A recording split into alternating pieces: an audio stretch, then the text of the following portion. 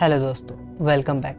दोस्तों, आज हम हमारे इस सीरीज़ के एपिसोड नंबर 4 को हिंदी में एक्सप्लेन करेंगे। तो चलिए दोस्तों, विदाउट वेस्टिंग मच टाइम हम अपने वीडियो को शुरू करते हैं।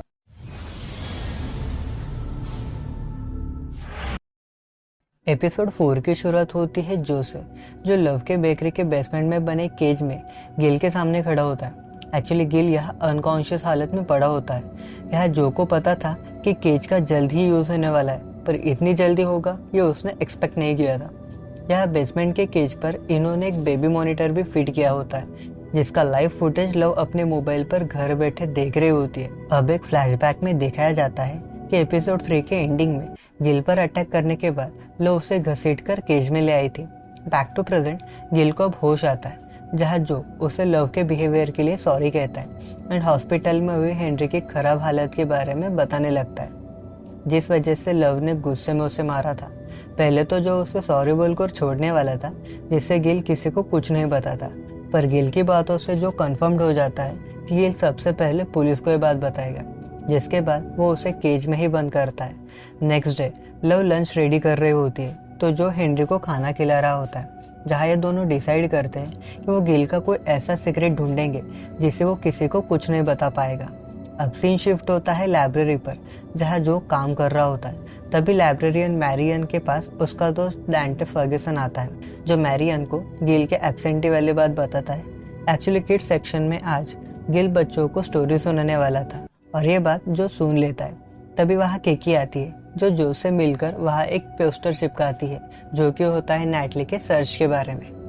तो उधर लव मोबाइल पर गिल को देख रही होती है। तभी वहाँ शेरी आ जाती है, और वो भी यहाँ एक पोस्टर चिपकाती है, जो कि होता है नाइटली के सर्च के बारे में। इस पोस्टर से लव को पता चलता है कि कुछ दिनों बाद टाउन के कुछ लोग जंगल में नाइटली की तलाश में जाने वाले हैं। यही बात लव अब जो को कॉल करके बताती है। एक्चुअली वो डरी थी, क्योंकि शी थॉट्स कि शायद उन्होंने कोई एविडेंस वही छोड़ दिया होगा। घर आने पर लव फैन से मैथ्यू के घर को चुपके से देख रही होती है एंड साथ ही उनकी बातें भी सुन रही होती है, जहाँ थियो और मैथ्यू में नाइटली के सर्च में जाने को लेकर बहस हो रही थी।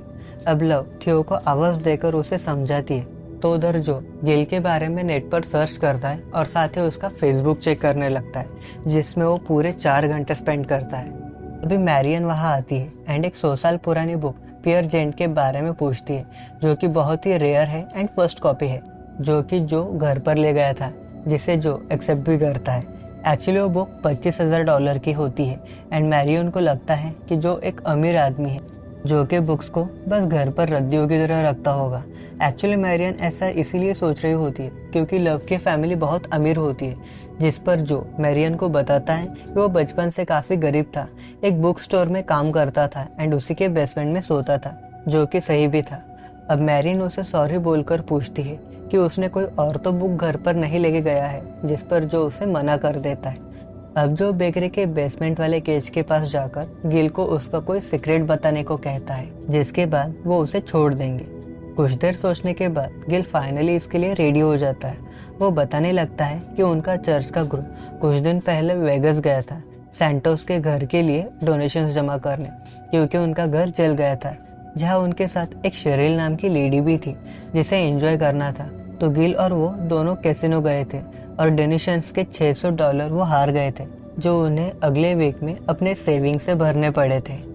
इससे जो कन्विंस नहीं होता। घर पर लव स्टिल थिंक्स कि उन्हें कुछ दिनों बाद शायद जेल भी जाना पड़ सकता है। अब इसी टेंशन में लव गिल को मारने की बात करती है, जहाँ एक फ्लैशबैक में हम एक छोटे जो को देखते हैं, जिसने अपनी मम्मी को उसके पिता से बचाते हुए मार दिया था, जिसके बाद उसे पूरा बचपन ऑर्फनेज में बिताना पड़ा, जहाँ बच्चे उसे बुली करते थे। बैक टू प्रेजेंट अब वो गुस्से में लव को किसी को भी मारने से मना करता है और वहाँ से चला जाता है। एक्चुअली जो अपने बच्चे की वजह से थोड़ा बदल गया था, वो हेनरी को ये सब नहीं सहने देना चाहता था, जो उसने अपने बचपन में सहना पड़ा था। उसे ये सब इसीलिए सहना पड़ा क्योंकि उसके पेरेंट्स उसके साथ नहीं थे। यहाँ हम समझ पाते हैं कि उसे अपने से ज़्यादा अपने बेटे की फिक्र है। अब लव अपने मॉम से मिलती है और उनसे एक साय नाम के आदमी का नंबर लेती है, जो कि लव के डैड के लिए लोगों की इन्फॉर्मेशन निकालता है, और यही बात लव रात में डिनर करते वक्त जो को बताती है। अब लव को साय का कॉल आता है एंड सीन शिफ्ट होता है केज पर, जहाँ वो गिल को कन्फ्रंट करते हैं। एक्चुअली गिल ने अपने बेटे एलन को चीटिंग करके डार्टमाउथ भेजा था। इसके लिए उसने $50,000 बेनेट फंड को डोनेट किए थे, जो कि एक फेक चैरिटी थी, क्योंकि बेनेट फंड जैसा कुछ नहीं है। इसमें से $25,000 मिले थे फ्राई फैमिली को, जिनकी चीयर लीडर बेटी विकी एलन के ही साथ पढ़ती थी। पर यह गिल टोटली शॉक हो जाता है, क्योंकि $25,000 गिल की वाइफ ने उसे बिना बताए फ्राई फैमिली को भेजे थे। और यहाँ जो को याद आता है कि गिल के बारे में पता करते वक्त उसे पता चला था कि वह पहले ओहायो के बर्जेस कॉलेज में पढ़ता था, जहाँ की जॉब उसने अचानक ही छोड़ दी थी। और वहाँ उसने एक आर्टिकल पढ़ा था कि बर्जेस कॉलेज के एक स्टूडेंट को किसी एलन नाम के लड़के ने फिजिकली असॉल्ट किया था। और यहाँ रिवील होता है कि वो लड़का गिल का ही बेटा था, जिसके बाद गिल कैलिफोर्निया शिफ्ट हो गया था।